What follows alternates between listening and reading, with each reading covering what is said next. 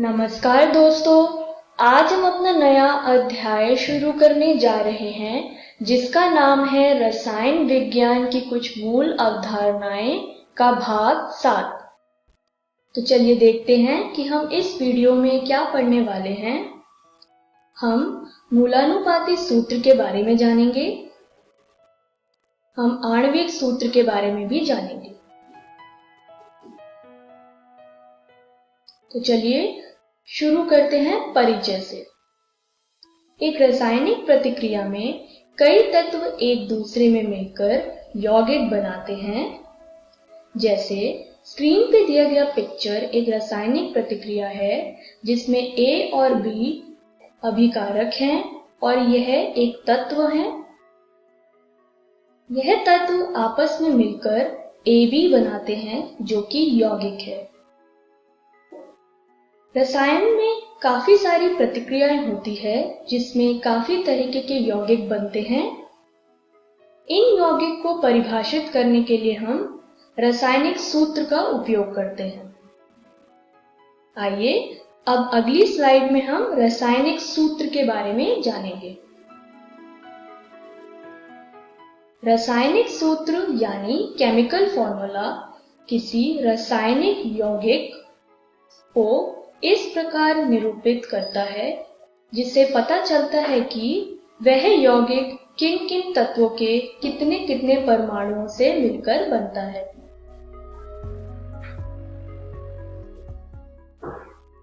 रासायनिक सूत्र दो तरीके के होते हैं।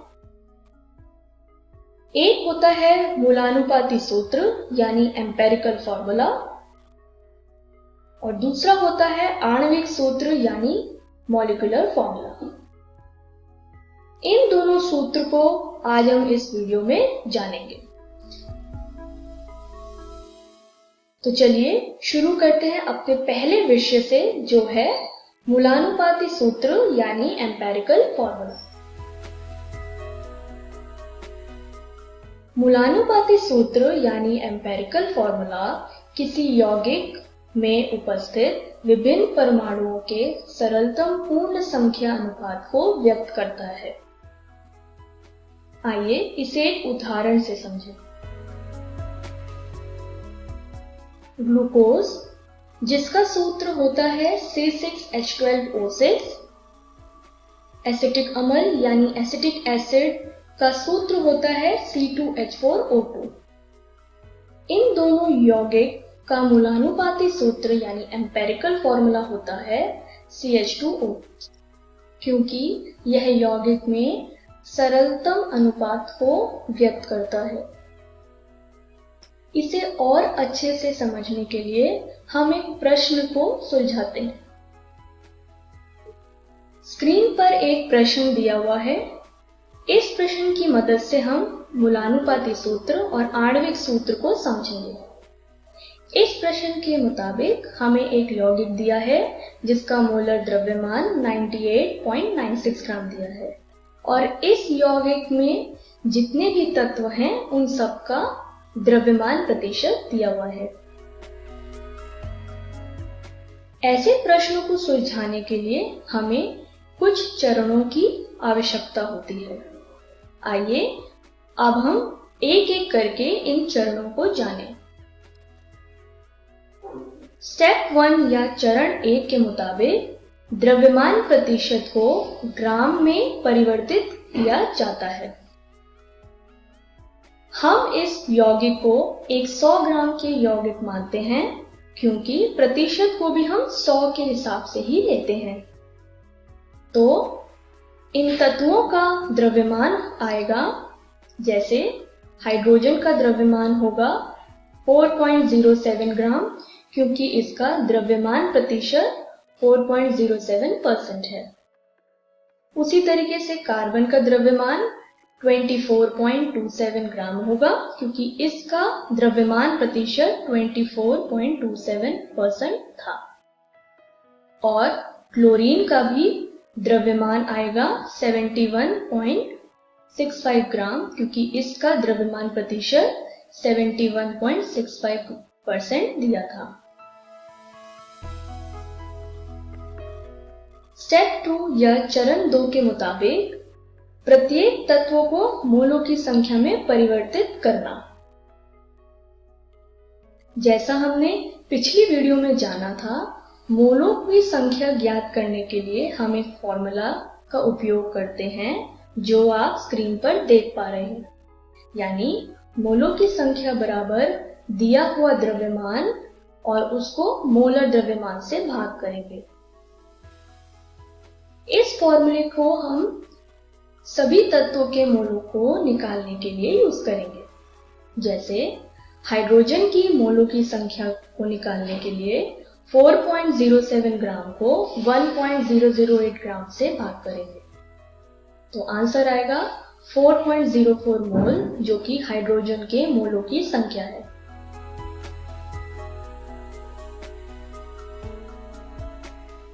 उसी तरीके से क्लोरीन के मोलों की संख्या को भी हम निकालेंगे, जैसे कि आप स्क्रीन पर देख पा रहे हैं।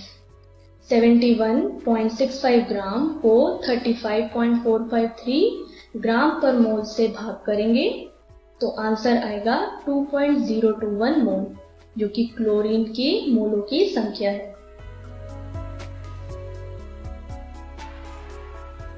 सेम फॉर्मूले को यूज करके हम कार्बन के मोलों की संख्या भी ज्ञात करेंगे, यानी 24.27 ग्राम को 12.01 ग्राम से डिवाइड करेंगे, तो आंसर आएगा 2.021 मोल। इस तरीके से हमने सभी तत्वों के मोलों की संख्या को ज्ञात करा। अब हम अपने चरण 3 पर चलते हैं। चरण 3 यानी स्टेप 3 के मुताबिक पर्याप्त मोलों की संख्या को उनमें से सबसे छोटी संख्या से विभाजित करना।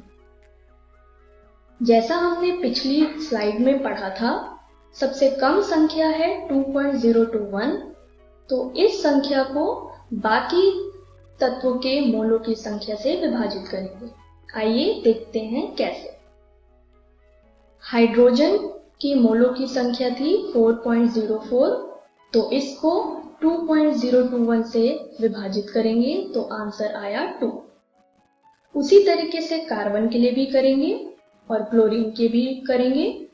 दोनों ही केस में आंसर आएगा 1।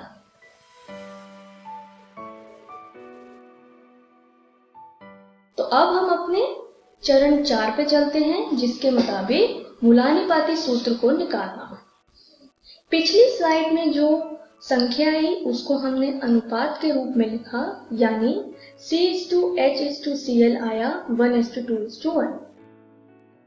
इस अनुपात के हिसाब से हमने जब इस सूत्र को लिखा तो आंसर आया CH2Cl। यह मूलानुपाती सूत्र है, यानी एम्पिरिकल फॉर्मूला है।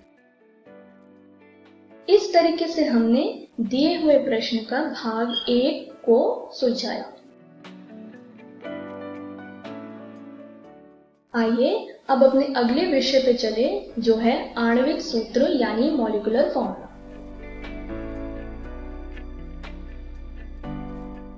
आणविक सूत्र यानी मॉलिक्यूलर फॉर्मूला किसी यौगिक का वह सूत्र है जो उसके अणु में उपस्थित तत्वों के परमाणुओं की वास्तविक संख्या को व्यक्त करता है। आणविक सूत्र या तो मूलानुपाती सूत्र के समान होता है या उसका सरल गुणांक होता है। आइए आणविक सूत्र को एक उदाहरण से समझें। ग्लूकोज का मूलानुपाती सूत्र होता है CH2O, जैसा हमने पिछली स्लाइड में पढ़ा। इसका आणविक सूत्र होता है C6H12O6।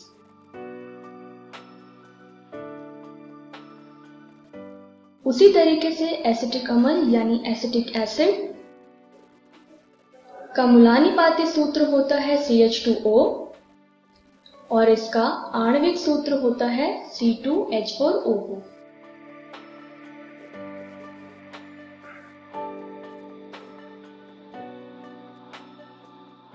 स्क्रीन पर हमें वह समान प्रश्न दिया है जो हमने मूलानुपाती सूत्र को समझने के लिए सुलझाया था। आणविक सूत्र को अच्छे से समझने के लिए आइए इसका भाग 2 सुलझाएं। जैसा हमने चरण 4 में देखा था, दिए गए यौगिक का मुलानीपात्री सूत्र आया था CH2Cl। इस मुलानीपाती सूत्र का उपयोग अब हम आणविक सूत्र को निकालने के लिए करेंगे। आइए आणविक सूत्र को निकालने के लिए चरण 5 पर चलते हैं। चरण 5 के मुताबिक मुलानीपाती सूत्र द्रव्यमान निकालना। जैसा हमने पिछली वीडियोस में पढ़ा था, किसी सूत्र का द्रव्यमान कैसे निकाला जाता है, जैसा कि आप स्क्रीन पर देख पा रहे हैं। तो आंसर आया 49.48 ग्राम, जो कि दिए गए यौगिक का मुलानीपाती सूत्र द्रव्यमान है। अब हम चलते हैं अपने चरण 6 पर, यानी स्टेप 6 पर।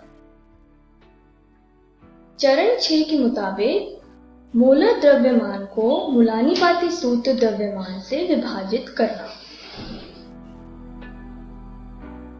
जैसा कि आप स्क्रीन पर देख पा रहे हैं, इस संख्या को हमने n से लिखा है।